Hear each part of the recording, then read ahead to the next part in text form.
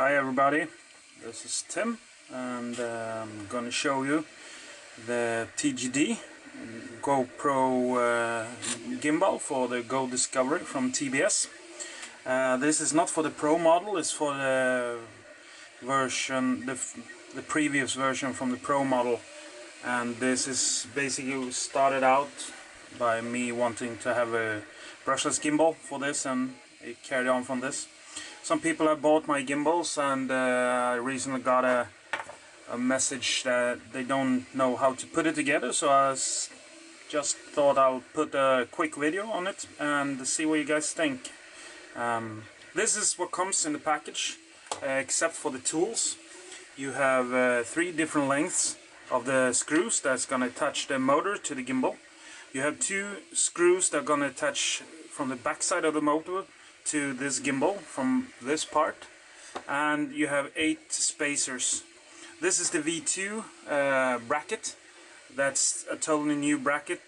From the beginning we had a V1 that clamped together on the gimbal, but I'll show you later on how this attached to the TBS. So let's start. This is what you get. What you need to get is a controller card and some motors.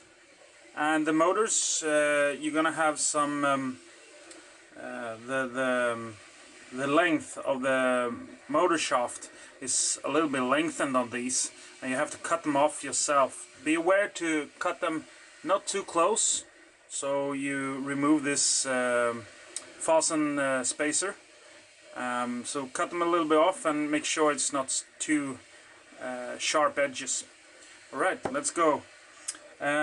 First of all, what you get is the L bracket that's going to hold the motor here for the holder of the GoPro 3, and on the other side here is going to be one motor that's going to be attached to this and back to this.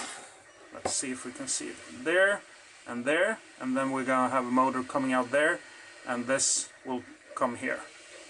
Alright, so what we start with is the L bracket, and for this we need a spacer. The spacer is made for basically the hole is a little bit too small, because depending on which motor you get or purchase, you have to make this wider, and that's why you need a Dremel or some sort to widen them a little bit, or you can use normal files, hobby files, to make it bigger.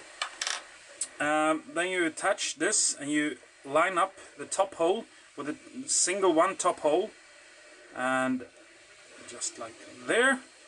And this is because we have to have this flush to this mount.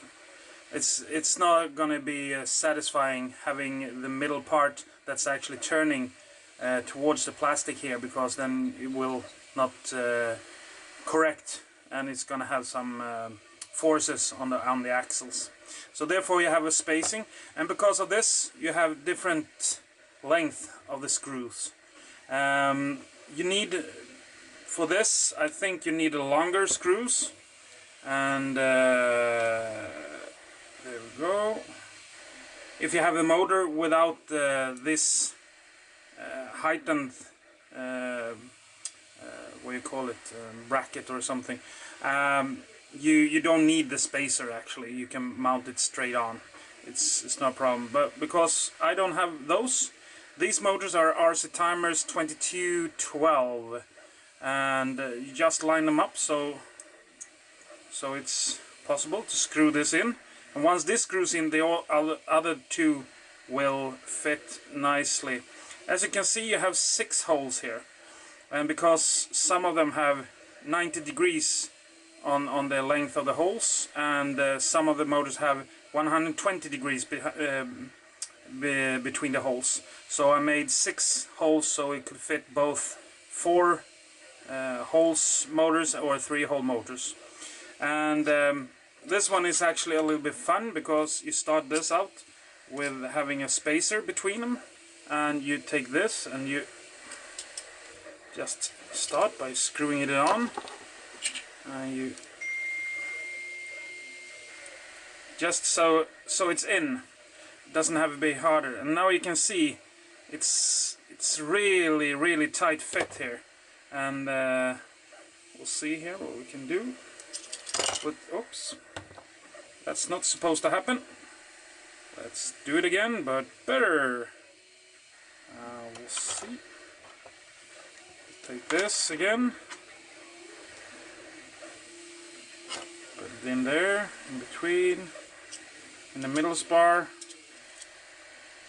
into the hole, and make sure this goes into the motor.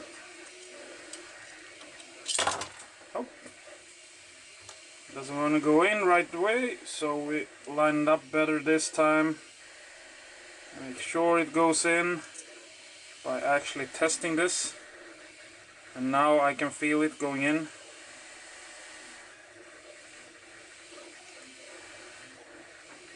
Shouldn't be any problems.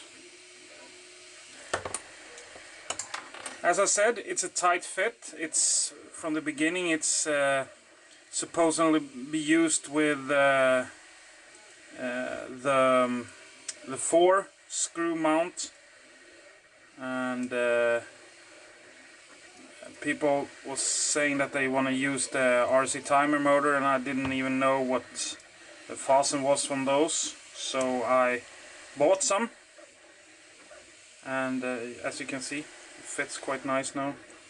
So we just take this, and this one actually normally is harder to remove on this, so never mind. It's 120 degrees offset, every one of them. And here you can see I missed the hole, but can line it up with a hole. There we go. Just hold it down, screw it in a little bit so it's fastened, and now it should be able to move like this to center the camera later on. So let's see, we should have this one as well. And you can fasten these with 2 screws or 3 screws. I prefer actually to put 2 screws on these. Let's see how it fits. You need 3 hands for this, I think. I only have 2, so I'll give it a try. There we go. And a nice snug fit, and it can move. Good enough, and it's centered. We put this aside a little bit, and we start with the holder for the camera. The same here, you have to widen this hole to fit your configuration, and on this we'll use the shortest screws. You don't want to have 2 long screws, because if you have 2 long screws, they'll go into the middle and hurt the copper wires, and then your motor is shut. You won't be able to use that one. So we just take 1 screw here, put it in the top one, and this is a little bit fiddly, but it should work out quite nicely anyway. And as you can see, you have a hole on the middle here, so that's why you don't need a spacer. This is basically the spacer, and as you can see, we just look inside here to see that it doesn't go too far in, and that's quite good enough. So we take 1 more,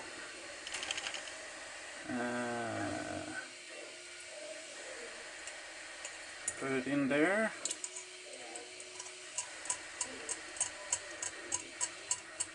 screw it in. Have a look that the screw doesn't go too far, and when you tighten these screws, make sure you tighten them, but don't over tighten them.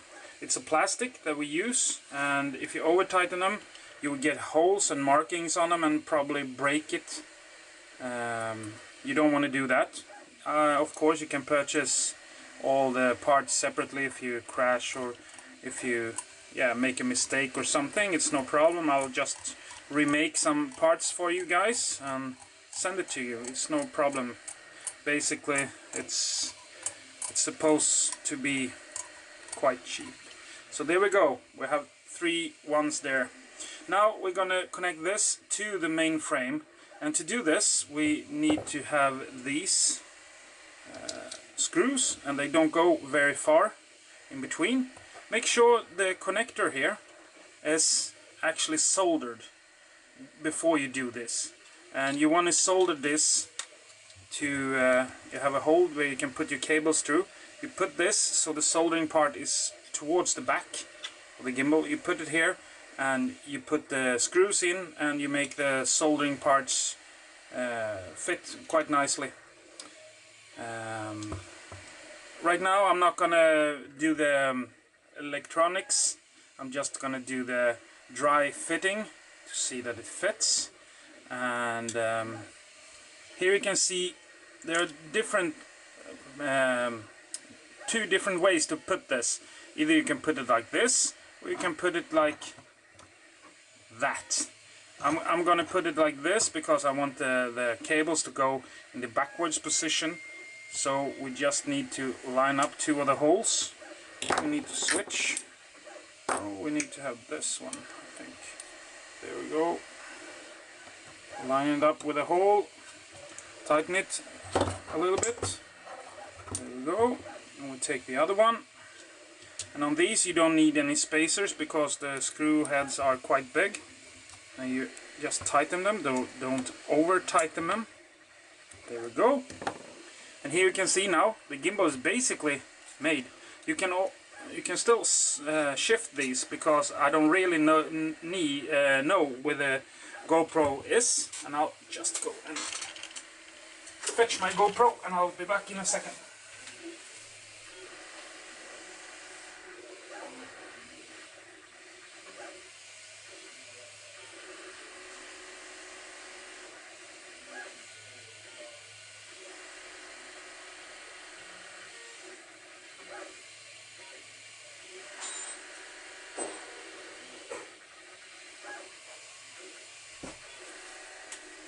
Alright, I'm back.